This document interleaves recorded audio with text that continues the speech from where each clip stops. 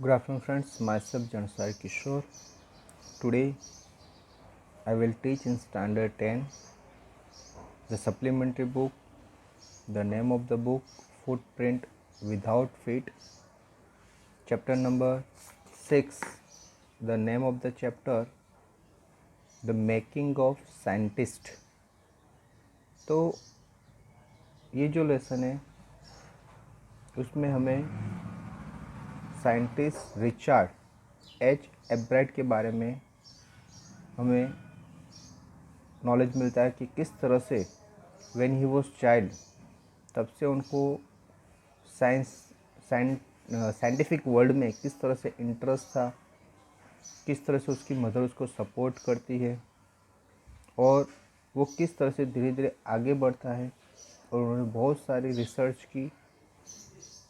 When he was student तो वो science fair में, नेशनल और इंटरनेशनल साइंस फेयर वो पार्टिसिपेट होता था। वहाँ पर उसको प्राइज़ भी मिले। उनको जो आर्मी लेबोरेटरी है वहाँ पर रिसर्च करने का भी चांस मिला। और इस तरह से वो धीरे धीरे स्टेप बाय स्टेप आगे बढ़ते गए। उन्होंने बहुत सारी चीज़ें फाइंड आउट की।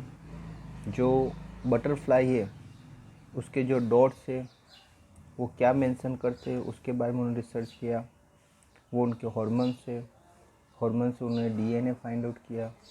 डीएनए एक अलग फुटप्रिंट है हर एक इंसान की कि जिससे उसकी पहचान होती है। उसके बाद हाउ द सेल वर्क, पहले तो सेल क्या है वो फाइंड आउट किया, सेल किस तरह से वर्क करती है। तो इस तरह से उन्होंने बहुत ज़्यादा डीप में रिसर्च करके, खास करके उन्होंने जो बटरफ्लाई है उसमें भी बहुत ज़्यादा रिसर्च किया। बटरफ्लाई जैसे उसमें भी खास करके जो मोनार्क बटरफ्लाई है उसके बारे में उन्होंने रिसर्च किया। बटरफ्लाई के जो एग्स होते हैं वो एग्स में से किस तरह से कैटरपिलर से पुपा और पुपा से एडल्ट बटरफ्लाई किस तरह से बनते हैं, वो प्रोसेस जानने के लिए उन्होंने एक बटरफ्लाई जो मदर बटरफ्लाई है उसको अपने बेसमेंट में उन्होंने रखा और उसके जो अंडे आए उसको रेस किया और डेली वो ऑब्जर्व करता रहता था कि भाई हर एक दिन में इसमें किस तरह से चेंजेस होते रहते हैं। और इस तरह से उन्होंने धीरे धीरे करके बहुत ज़्यादा नॉलेज लिया। पहले उन्होंने जब स्कूल में कोई कंपटीशन थी तब उन्होंने एक फ्रॉग के टिश्यू के बारे में उन्होंने माइक्रोस्कोप में ओनली देखने वाला एक प्रोजेक्ट रखा था, लेकिन उसमें वो फेल हुई। यानी that means many other people got the reward, लेकिन उनको कुछ रिवॉर्ड नहीं मिला, कोई जीत हासिल नहीं हुई। तो उन्होंने सोचा कि ऐसा क्यों हुआ। तो उन्होंने जो फर्स्ट रैंक आया था उसका एक्सपेरिमेंट देखा कि उसने रियल में कोई एक्सपेरिमेंट करके दिखाया था, जबकि उन्होंने तो एक रेडीमेड ओनली क्या किया था, फ्रॉग के टिश्यू को स्लाइड पर रखकर ओनली माइक्रोस्कोप पर दिखा रहा था। दैट में उसको लगा कि मैंने कुछ काम नहीं किया। नेक्स्ट ईयर मैं फिर से इसमें पार्टिसिपेट होऊंगा और मैं कोई रियल एक्सपेरिमेंट करके क्या करूँगा बताऊँगा। ये सोचकर उसने जो इतने साल ये रिसर्च की थी बटरफ्लाई के बारे में, उनको सपोर्ट करने वाले डॉक्टर और खाट थे, तो उनसे लिखकर उससे आइडिया ली कि भी मुझे इस तरह से एक रियल एक्सपेरिमेंट बनाना है और मुझे उसको क्या करना है, ये जो स्कूल कंपटीशन है, स्कूल साइंस फेयर या फिर कंट्री साइंस फेयर, तो उसमें मुझे क्या करना है, पार्टिसिपेट होना है। तो ये डॉक्टर उरखाड़ के जिसने अपनी पूरी लाइफ ये मोनार्क बटरफ्लाई में क्या की, बिताई, तो उनसे जब ये पूछा तो उन्होंने जो आइडिया दिया इसके हिसाब से उन्होंने काम किया। तो नेक्स्ट ईयर उन्होंने क्या किया, वही टॉपिक पर ओके तो उन्होंने काम किया तो वो नंबर 1 पर आए। उनका जो प्रोजेक्ट था वो बहुत ही अच्छा रहा। फिर उन्होंने फिर से नेक्स्ट ईयर फिर से उसने साइंस फेयर प्रोजेक्ट में दूसरी थियरी बटरफ्लाई की जो कॉपी होती है वाइसरॉय के बारे में, वाइसरॉय नाम के दूसरे बटरफ्लाई है कि जो मोनार्क की कॉपी होती है, अब ये जो मोनार्क नाम के बटरफ्लाई है उसका टेस्ट ये बर्ड को अच्छा नहीं लगता, लेकिन ये जो वाइसरॉय है वो बटरफ्लाई का टेस्ट उनको बर्ड को बहुत ही अच्छा लगता है। तो ये जो वाइसरॉय है वो एकदम मोनार्क की कॉपी, यानी अपने आप को जैसे मोनार्क की तरह वो ढाल रहे हैं कि जिसकी वजह से ये बर्ड से अपने आप को क्या कर सके, बचा सके। तो उसके बारे में उन्होंने प्रोजेक्ट बनाया। उसके बाद जो नेक्स्ट टॉपिक था वो भी उन्होंने सोच लिया था, और वो उन्होंने नेक्स्ट स्टेज आया तब उसने रिसर्च हार्मोन्स के बारे में किया। ओके, जो इंसेक्ट के हार्मोन्स होते हैं उसके बारे में उन्होंने रिसर्च किया। जब उन्होंने देखा कि भाई ये जो बटरफ्लाई है उसके ऊपर स्पॉट्स होते हैं, तो वो स्पॉट्स किसके बारे में वो जानते नहीं थे, तो उन्होंने एज्यूम किया कि ये जो स्पॉट्स है वो शायद उसके ऑर्नामेंटल यानी ब्यूटी दिखाने के लिए गॉड ने शायद उसको दिया होगा। वो बात जब उन्होंने डॉक्टर उर्कहार्ट को बात की कि भाई ये जो उसके स्पोर्ट्स है वो उसकी ब्यूटी के लिए ऑर्नामेंटल हो गए, तो डॉक्टर उर्कहार्ट ने कहा नहीं, कोई भी चीज़ अननेसेसरी होती नहीं है, उसके पीछे क्या रीज़न है, यू टू फाइंड आउट। उनको भी वो उसके बारे में पता नहीं था, तो वो उसी काम पे लग गए और उन्होंने फाइंड आउट किया कि ये जो स्पोर्ट्स है वो उनके हार्मोन्स है, और हार्मोन्स क्या करते हैं, उनको फुल डेवलपमेंट के बटरफ्लाई के फुल डेवलपमेंट में उसको बहुत ही यूज़फुल होते हैं। तो इस तरह से उन्होंने वो भी फाइंड आउट कर दिया। उसके बाद उसका ये जो प्रोजेक्ट था वो internationally science and engineering fair में भी वो इनाम जीता। उसके बाद उसको जैसे समर के टाइम पर तो ये जो आर्मी इंस्टीट्यूट है वहाँ पर रिसर्च करने का उसको चांस मिला। फिर नेक्स्ट ईयर फिर से यानी इस तरह से वो हर बार जब भी उसको चांस मिलता वो हर बार स्कूल में, जब वो जूनियर था सीनियर था, यानी ये हाई स्कूल में जूनियर सीनियर में हर एक में उसने पार्टिसिपेट और हर एक जगह वो इनाम क्या करता रहा, जीतता रहा, और धीरे धीरे वो आगे बढ़ता गया। उसके बाद उन्होंने डीएनए के बारे में फाइंड आउट किया। ओके, तो इस तरह से ये जो रिचर्ड ये एब्राइट थे, उन्होंने अपनी लाइफ में बहुत सारे रिसर्च करते उन्होंने अपने कंट्री को बहुत कुछ दिया। यानी जो उसकी कंट्री थी वो he is not from Indian, he is from outsider. तो अमेरिका में थे तो उन्होंने अमेरिका में बहुत सारे लोगों को क्या दिया, उनका नॉलेज, उनका जो नॉलेज था, ये साइंटिफिक नॉलेज था, वो सबको क्या किया, प्रोवाइड किया। Okay friends, so now let's start the lesson.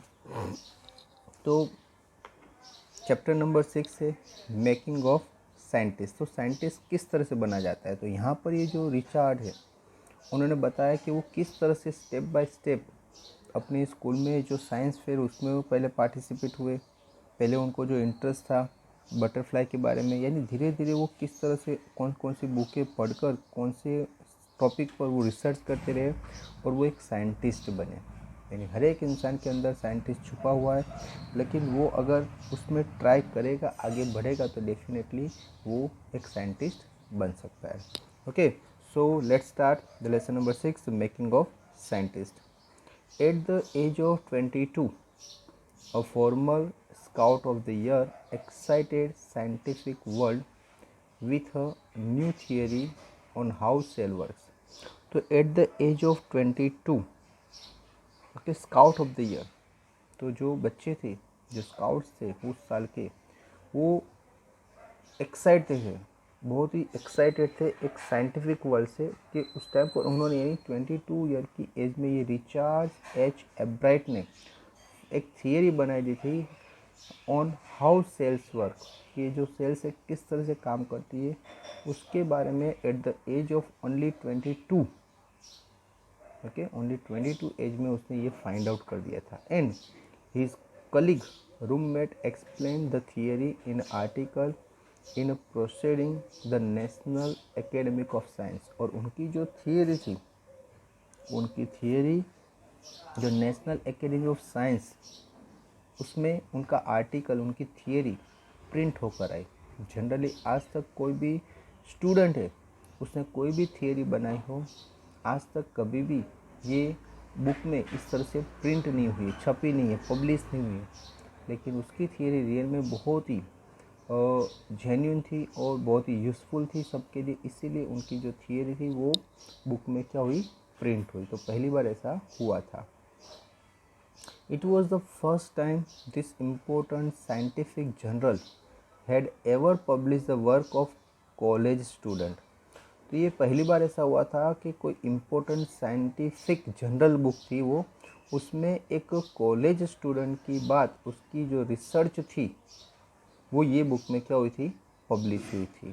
Okay, generally वरना जो बड़े बड़े साइंटिस्ट थे उनका ही कोई जो इम्प्रूवमेंट यानी उनकी कोई रिसर्च है वही उसमें क्या होती थी, पब्लिश होती थी। कोई भी जो अभी स्टूडेंट है, जो अभी पढ़ रहा है, उसकी कभी भी कोई भी आर्टिकल या उसकी कोई एक्सपेरिमेंट उसमें पब्लिश नहीं होती थी। Okay, in sports that would be like making a big league at the age of 15 and hitting a home run your first time at bat।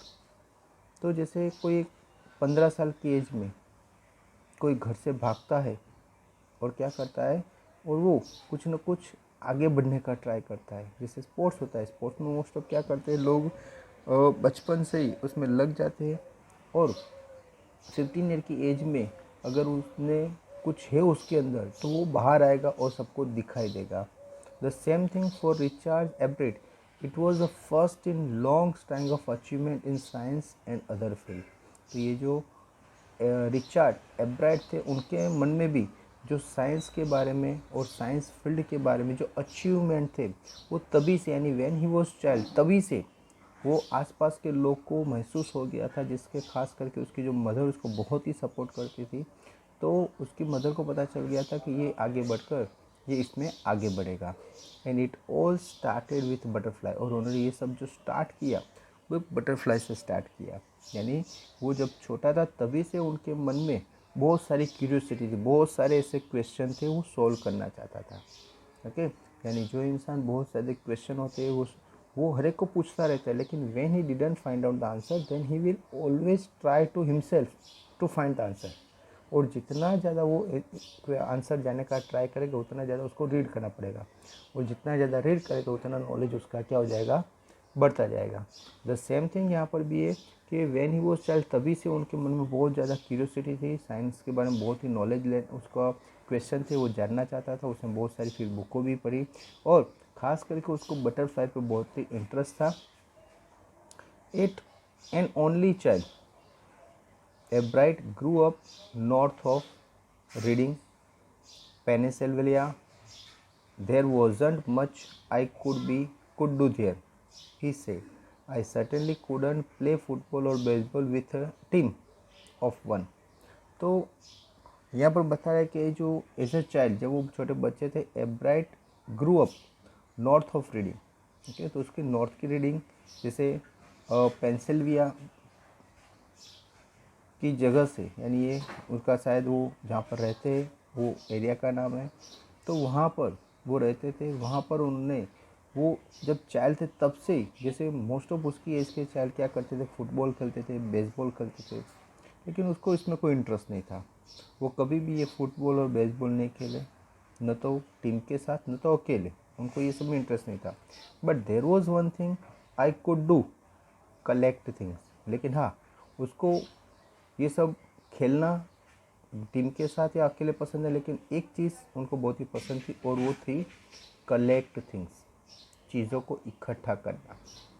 ये बचपन से उनकी जैसे एक आदत थी, एक हॉबी थी, और उसमें वो बहुत ही ज़्यादा टाइम क्या करते थे, बिताते थे। तो अभी सो ही डिड, उसने ऐसा ही किया। एंड डिड ही एवर, और इस तरह से वो ऑलवेज करते रहे। Beginning in kindergarten, एब्राइट collected butterfly with the same determination that has marked all his activities। तो किंडरगार्टन यानी प्री प्राइमरी स्कूल, जैसे कि नर्सरी, जूनियर, सीनियर। तो तब से ये जो एब्राइट थे उसको बटरफ्लाई कलेक्ट करना बहुत ही अच्छा लगता था, और वो same marked all his activity, यानी हर एक चीज़ को वो जैसे बटरफ्लाई को कलेक्ट करने का ट्राई करते थे उसी एज में, यानी बटरफ्लाई के पीछे पीछे भागते थे। जब वो छोटे तब शायद कभी बटरफ्लाई हाथ में आया नहीं आया, लेकिन उनकी एक्टिविटी यानी कहना चाहते हैं कि किंडर गार्डन से स्टार्ट थी। He also collected rocks, butterfly के साथ साथ उनको दूसरी भी चीज़ें कलेक्ट करना अच्छा लगता था, वो था रॉक्स, पत्थर, fossils and coins.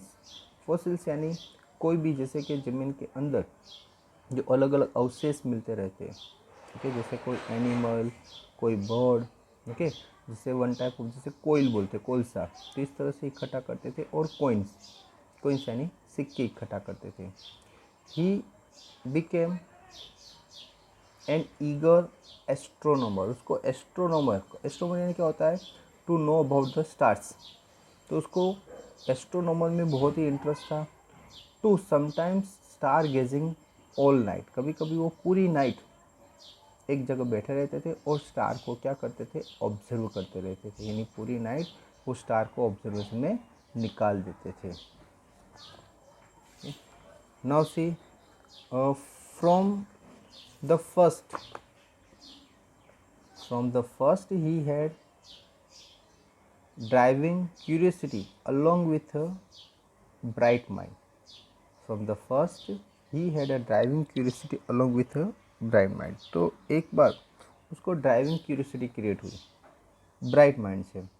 He also had a mother who encourage interest in a learning, और उसकी जो मदर थी वो एक उनको सपोर्टिव थी।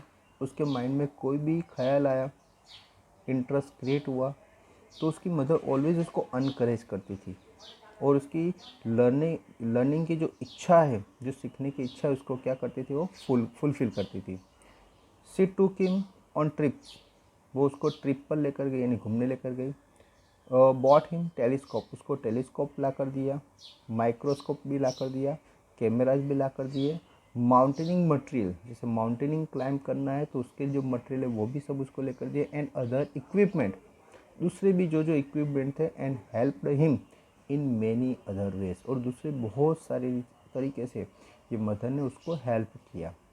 दैट मीन्स ये बच्चे के माइंड में कुछ भी, जैसे कि आज उसको माउंटेनिंग करनी है तो माउंटेनिंग के लिए मटेरियल चाहिए, उसको फ़ोटो खींचनी है तो कैमरा चाहिए, उसको जैसे नाइट के स्टार को देखना है तो टेलीस्कोप चाहिए, ओके, अगर उसको कोई स्लाइड्स देखने तो माइक्रोस्कोप चाहिए, यानी हर एक चीज़ जो उसको मन में इंटरेस्ट क्रिएट होता था, और इसके लिए जो इक्विपमेंट चाहिए, जो चीज़ें चाहिए, वो हर एक चीज़ उसकी मदर उसको ला कर देती थी। यानी उसके लर्निंग की जो इंटरेस्ट थी वो उसको ऑलवेज अनकरेज करती थी, क्योंकि हर एक चीज़ होगी तो वो क्या होगा, वो चीज़ जो उसको ला कर दी तो उसका वो क्या करेगा, यूज़ करेगा, और उससे वो कुछ ना कुछ क्या करेगा, नॉलेज लेता रहेगा। Okay, I was his only companion until he started school, his mother said, उसकी मदर ने कहा कि जब तक वो स्कूल स्टार्ट नहीं करता, दैट मीन्स समझ लो स्कूल कब स्टार्ट हुए थे, व्हेन ही बिकम 3 और 4 ईयर्स, तो तब तक उसकी मदर बोल रही है मैं ही उसकी कंपेनियन, मैं ही उसकी साथीदार थी। Okay, after that I would bring home friends for him, उसके बाद मैं क्या करती, उसके लिए उसके फ्रेंड्स, यानी उसकी एज के जो बच्चे हैं उसको अपने घर में लेकर आती। But at night we just did things together, लेकिन नाइट के टाइम पर हम कोई भी चीज़ हम साथ में बैठ कर ही करते थे। Richie was my whole life after his father's died when Richie was in 3rd grade. तो रिची यानी रिचार्ड, तो रिचार्ड, ये राइटर की मदर बोल रही है कि रिचार्ड मेरी पूरी लाइफ था आफ्टर हिज फादर डेथ, यानी उसके फादर जब मर गए, that time he was in 3rd grade, यानी 3रे स्टैंडर्ड में थे। ओके, तो 3rd स्टैंडर्ड के बाद उसके फादर मर गए, तब से ये राइटर की मदर के लिए, यानी ये जो रिचार्ड है उसकी मदर के लिए यही वो क्या होते, उनकी पूरी लाइफ थे, यानी उन्होंने पूरा ध्यान ये रिचार्ज पर ही दिया। She and her son spend almost every evening at the dining room table, तो ये जो मदर और ये सन, ये दोनों शाम का जो टाइम होता था वो खास करके डाइनिंग जो रूम था उसके टेबल पर ही क्या करते थे, बिताते थे। If he didn't have things to do, अगर उनके पास, यानी ये मदर कह रही है कि अगर रिची के पास अगर कोई चीज़ नहीं होती करने के लिए, यानी इन शॉर्ट आज उसके पास कोई काम नहीं है, आज वो ऐसे ही बैठा है, तो क्या करती, I found work for him, कि मदर उसके लिए कुछ ना कुछ काम क्या करती, फाइंड आउट करती, यानी कुछ ना कुछ चीज़ उसको देती कि जिसकी वजह से वो अपने आप को उसमें क्या कर देता, बिजी करता। इन शॉर्ट ऐसी एक्टिविटी देती जिसका माइंड उसका डेवलप हो, वो ऐसे ही बैठा रहे, वो उसको पसंद नहीं था। तो जब भी वो उसके पास कुछ भी काम नहीं होता तो मदर कोई ना कोई काम, कोई ना कोई चीज़ ऐसी कि जिसकी वजह से उसका माइंड क्या हो और डेवलप हो, ऐसा काम वो उसके सामने रख देती है। नॉट फिजिकल वर्क, कोई physical work but learning things, यानी कोई चीज़ लर्न करे ऐसी चीज़ वो मदर उसके सामने रखती। हिज मदर से, उसकी मदर करिए। ही लाइक इट, और कुछ भी काम देते तो उसको वो काम उसको अच्छा लगता है, यानी कोई भी चीज़ लर्निंग के लिए कुछ भी नई चीज़ हम उसको देते तो वो चीज़ उसको कैसे लगती थी, अच्छी लगती थी। ही वॉन्टेड टू लर्न, उसको कोई भी चीज़ दो सीखने के लिए, वो सीखने के लिए ऑलवेज तैयार था, उसको सीखने की इच्छा थी, धगस थी, ओके, उसमें सीखने की एक चाहत थी। जनरली क्या होता है, कोई बच्चों को कुछ काम देते, कुछ लर्न करने तो उसको पसंद है, लेकिन ये जो रिची था उसको उसकी मदर कोई भी चीज़ देती थी तो वो एकदम ध्यान से उसको क्या करता था, सीखता था। एंड लर्न ही डिड, और वो सीख लेता था। He earned top grades in school, तो वो स्कूल में ऑलवेज टॉप ग्रेड आता था। स्कूल में जब तक वो पढ़ा तब उसका क्लास में वो सबसे क्या आता था, टॉप ग्रेड लाता था। On every day things he was just like every other kids, his mother said, जो एवरीडे की जो थिंग्स है वो बाकी जो बच्चे होते उसी की तरह वो करता था, यानी उसमें कोई ऐसा स्पेशल पावर नहीं था कि वो सबसे अलग था, ऐसा नहीं। बाकी जो बच्चे उसकी एज के जिस तरह से वो अपनी डेली की थिंग्स करते वो भी इसी तरह से करता था। By the time he was in the second grade, जब वो सेकंड ग्रेड में था यानी सेकंड स्टैंडर्ड में था, एब्राइट had collected old 25 species of butterfly found around his home town. उसके घर के आसपास बटरफ्लाई की जितनी भी जो स्पेसीज स्पेसीज यानी जाति मिलती थी, जैसे उसको यहाँ बोला कि ओनली 25 स्पेसीज उसके घर के आसपास यानी होम टाउन में मिलती थी, तो वो सब चीज़ यानी 25 स्पेसीज बटरफ्लाई की उसने क्या कर दी, फाइंड आउट कर दी, कलेक्ट कर दी, ओके। क्योंकि उसको कलेक्शन का शौक था तो वो 25 जो स्पेसीज थी बटरफ्लाई की वो उसने at the when he was second standard, that means around you can imagine only 6 to 7 year old, at the age of 6 to 7 year old he find out 25 species of butterfly, okay? तो यहाँ पर एक table में उन्होंने दिया है किस तरह से यहाँ पर उसने कलेक्शन किया है। अभी देखते हैं, that probably would have been the end of my butterfly collecting, उसको लगा कि भाई ये मैंने जो 25 स्पेसीज फाइंड आउट कर दी, दैट मीन्स मेरा कलेक्शन अभी जो कलेक्शन है वो एंड हो गया। क्यों? क्योंकि अभी उससे ज़्यादा कुछ है नहीं, ऐसा उसको लग रहा था, okay. He said but then my mother got me a children's book called the travels of monarch X, X यानी 10, यानी हम एक्स भी पढ़ सकते हो। तो उसने मदर ने एक बुक ला कर दी जिसका नाम था the travel of monarch x. तो एक चिल्ड्रंस बुक थी वो मेरी मदर ने मुझे ला कर दी। क्यों? क्योंकि वो सोच रहा था कि मैंने ये जो 25 स्पेसीज मैंने फाइंड कलेक्ट की, दैट मीन्स अभी एंड हो गया, अभी उससे ज़्यादा कुछ है नहीं।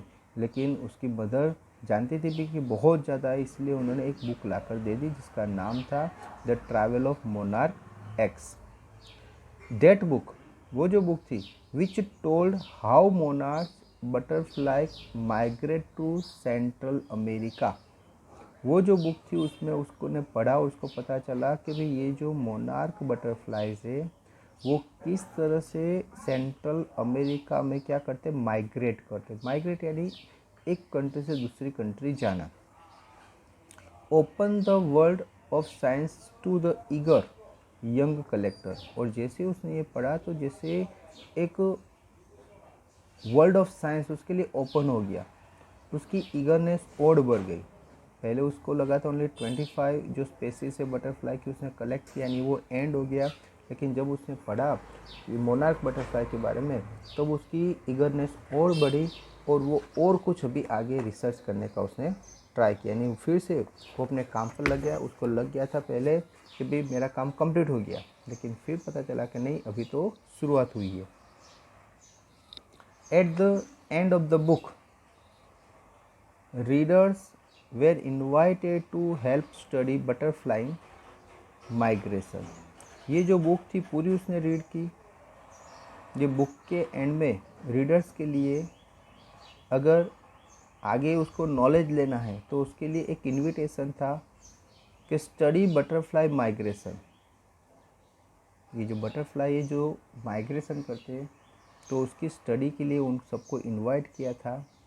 दे were asked to take butterfly for research by doctor Frederick A Urquhart.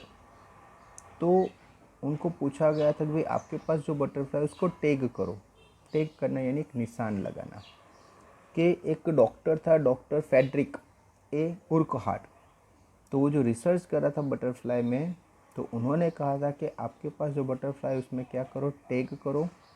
Okay, of the university of Toronto Canada. ये जो प्रोफेसर थे वो कनाडा में यूनिवर्सिटी ऑफ टोरंटो में क्या करते थे, एक प्रोफेसर थे, और वो बटरफ्लाई के बारे में रिसर्च करते थे। तो उन्होंने सबको इनवाइट किया था कि भाई आप भी ये बटरफ्लाई जो माइग्रेट करते उसमें आप क्या करो, हेल्प करो। Ebright's mother wrote to doctor Urquhart and soon Ebright was attaching light adhesive tag to the wings of monarch. ये जो एब्राइट की मदर थी, उन्होंने डॉक्टर उर्कहार्ट को क्या किया, रोट यानी लिखकर मैसेज किया। और ये जो एब्राइट था वो भी उसकी मदर ने जिस तरह से उसको एडवाइस दी, इस तरह से उन्होंने ये जो मोनार्क नाम के जो बटरफ्लाई थे उसकी विंग्स पर टैग करना स्टार्ट किया। टैग करना यानी निशान करना। Okay, anyone who found a tagged butterfly was asked to send the tag to doctor Urquhart. उसने कहा कि भाई किसी को भी ये जो टैग्ड बटरफ्लाई है कहीं पर भी मिले तो उसको क्या करना है, डॉक्टर उर्कहार्ट को क्या करना है, इन्फॉर्म करना है। ओके, कि जिससे पता चलेगा कि भाई ये टैग किसने किया था। वो टैग का अलग अलग निशान किया है कि भाई ये बटरफ्लाई यहाँ पर मिला, तो ये जो टैग था वो किसने किया था। तो उससे पता चला भाई ये टैग जैसे इसने किया, तो उसने कहाँ किया था, तो उसके एरिया में किया था। अभी वो बटरफ्लाई कहाँ मिला, तो ये एरिया में मिला। तो उससे पता चला कि ये जो बटरफ्लाई है वो इतना फ्लाई करके यहाँ तक जा सकता है। तो इसीलिए वो माइग्रेशन के बारे में क्या करते थे, जानना चाहते थे कि ये जो बटरफ्लाई है वो कितना माइग्रेशन करते, वो कितनी दूर तक जाते हैं। तो उसके बारे में रिसर्च करना चाहते थे। इसीलिए ये जो डॉक्टर उर्कहार्ट थे, उन्होंने वो खुद तो काम करते थे, लेकिन बाकी जो उसके रीडर्स थे, ये जो न्यू साइंटिस्ट बनने वाले थे, उनको भी इस तरह से काम पर लगाया कि जिसकी वजह से उनके रिसर्च में उसको वो सब हेल्पफुल हो सके। तो हर एक को जो उन्होंने जो बुक थी, वो बुक जिसने रीडर की है, तो उसको इनवाइट किया था कि आपको भी अगर माइग्रेशन ऑफ बटरफ्लाई के बारे में जानना है तो आप क्या करो, जो भी बटरफ्लाई है उसको टैग करो। टैग किस तरह से करना है, अगर जिसको इंटरेस्ट होगा उसमें उसका नंबर लिखा था। तो जैसे ये राइटर को इंटरेस्ट था तो उसकी मदर ने डायरेक्ट डॉक्टर उर्कहार्ट को कॉल किया या लिखकर मैसेज किया कि जिसके सामने उसका रिप्लाई भी आया। और रिप्लाई आया कि इसमें बताया कि आपको क्या करना है, बटरफ्लाई के विंग्स पर एक टैग लगाना है। और टैग का यानी निशान से पता चलेगा कि ये एरिया में से टैगिंग हुई है। ओके, इसमें यानी सब कुछ, यानी इन शॉर्ट वन क्या होता है कि एक चिट्ठी जैसा एक छोटा सा लगा देते हैं कि जिससे पता चलेगा कि ये एरिया में से हुआ है। तो अगर कोई भी उसको कहीं दूसरी जगह उसको कैच करता है तो उसको पता चल जाएगा कि ये जो बटरफ्लाई है वो यहाँ से फ्लाई होकर यहाँ पर पहुँचा है। ओके फ्रेंड्स, तो इस तरह से ये टैगिंग होती है। और ये डॉक्टर उर्कहार्ट जो उसके बारे में रिसर्च कर रहे थे, तो ये उसके हेल्प में ये रिची है, जो रिचार्ड है, वो भी उसके काम में लग गए थे। ओके फ्रेंड्स, आई होप कि ये यहाँ तक ये जो मैंने लेसन एक्सप्लेन किया आपको और यहाँ तक मैंने जो लेसन आपको समझाया, ओके, पेज नंबर 34 में जो फर्स्ट पैराग्राफ है कंप्लीट हुआ, आई होप आपको पता चला होगा। ओके, उसके बाद एक PDF फाइल दी जाएगी जिसमें आपका होमवर्क होगा। Okay, so thank you very much to listen me carefully.